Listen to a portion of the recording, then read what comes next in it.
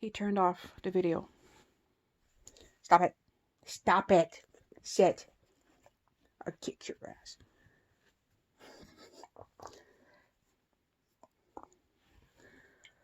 So let me tell you, he has been a huge blessing. This is part 2 of how I got him. I started him almost right away on training him to be my service dog, and we have a lot of leash work to do. Stop. No teeth. Be good. Ow. And we still have to work on his jumping on people. But he's perfectly healthy. He's a love bug with everyone he meets. He's he doesn't bark. He doesn't he will growl. And the first month I had him, he would go in the kitchen and growl at night. And I'm like, what are you growling at? Like, there's nothing there. So one night I went and I looked, and he was seeing his reflection in the window and was growling at it. So after I just about peed myself laughing, I was like, you goofball. So stop. That's not fun. Stop. That's not playing. You're being a pain in the butt right now.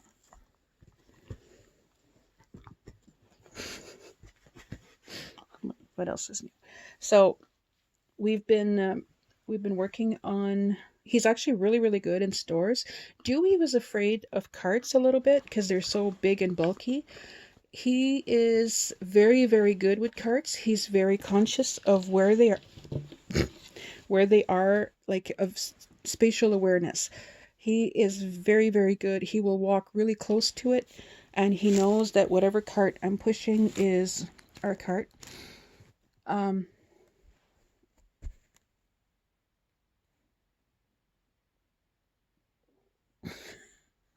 Nuts.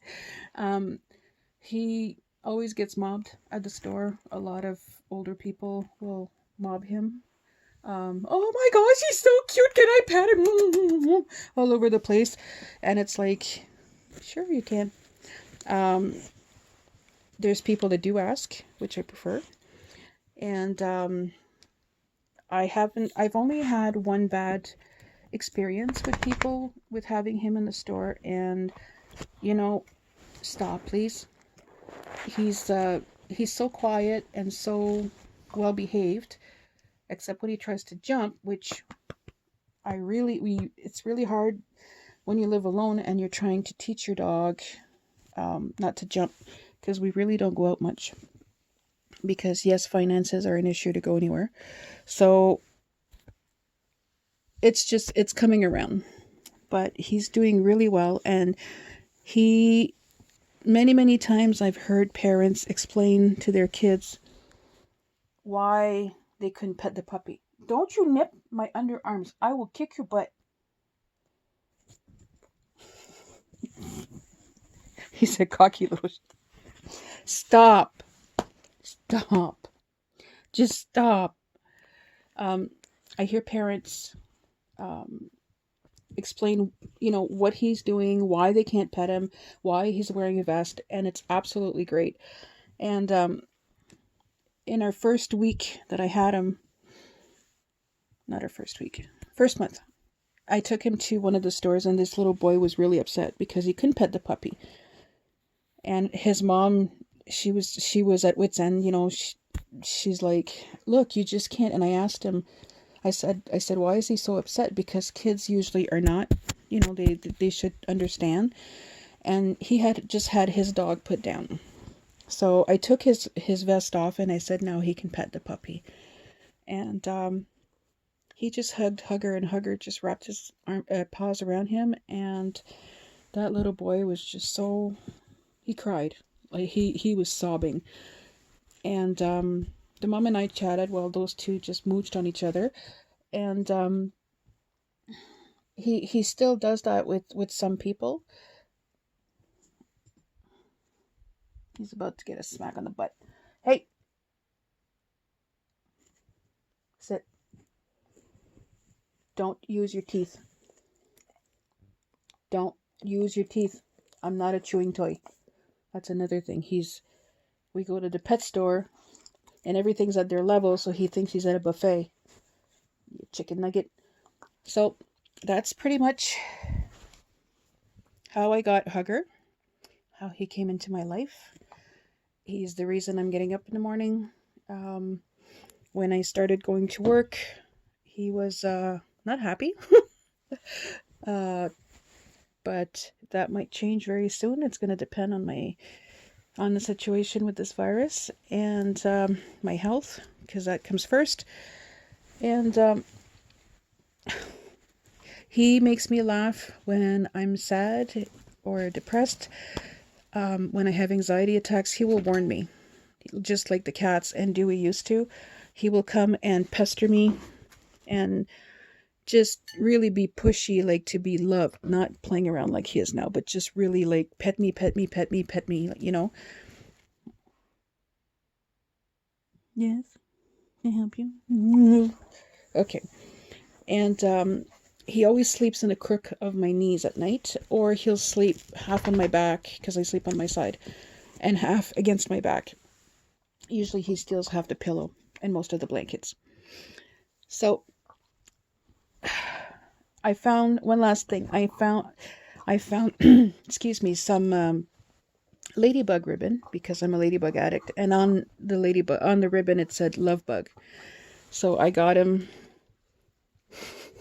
that ribbon, and I made him his collar that he's pretty much scratched through, because he doesn't like wearing a collar. He goes naked in the house because he's a brat. And he enjoys, with the snow we had, he enjoys standing on his tiptoes and look over the fence into my neighbor's yard and just kind of be nosy about what they're doing. And they think it's hilarious. So that's basically how I got him and where we're at. The vet bills are their bills, but he's more than worth.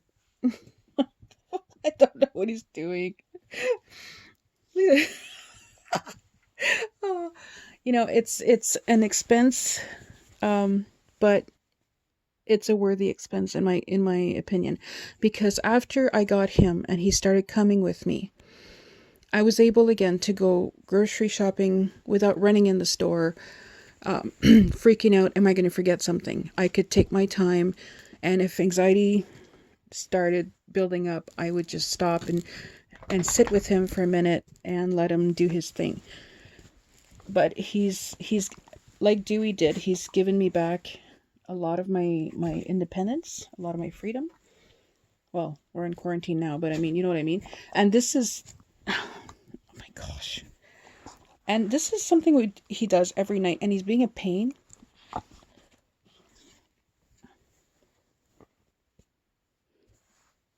I would love to get him one of those pub box subscriptions, but they're not for a budget. So I just give him lots of love, and I prank him just like he pranks me. You know what I mean? So that's our story, or his story. And if I could afford the care of another one, I would definitely get him a playmate from the same place. Or if there's one adoptable at our shelter, I would definitely adopt there. Um, but unfortunately, it's not possible right now. So who knows? Maybe one day it will be. It's just, but that's his story, my story. No, his story, our story, whatever. It's just I'm tired. Just one more thing. Dewey was an answer to prayer, and before I started seriously looking for Hugger, I prayed and I asked the Lord to show me, to send me the right dog, to send me in the direction where I would find the right dog for me. And that's when I found that big-tongued, goofy-looking mutt that has become the Hugger. So If you have any questions, just post them. I will try my best to answer. And I will continue as long as I can to share on YouTube and Facebook his growing pain. And just because I did that with Dewey, but it was only on Facebook, so I don't have those videos handy. But I want to do that because it's important for people to know that shelter dogs and rescue dogs can be freaking amazing dogs. That's enough. That's enough. That's enough. Gentle. Gentle. Gentle. Yeah, gentle. He's full of himself. I know what he wants. He wants to go out and play or go in the CAR. Not that he's not afraid of it. But he's just come.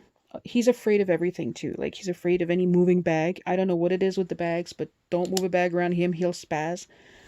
Like, he's like all worried. Like, oh my gosh. Dew wasn't afraid of anything or anyone. He's more skittish, but then again, he's only a year and a few months old. But he's claimed this house. He's claimed everything in it. And his farts are deadly. Oh my gosh, they're deadly. So, on behalf of Hugger and I wish you a very good day. Ow! And if you want to follow him on YouTube, I will leave the link in the description. So you guys have a blessed day. Freak. Ow.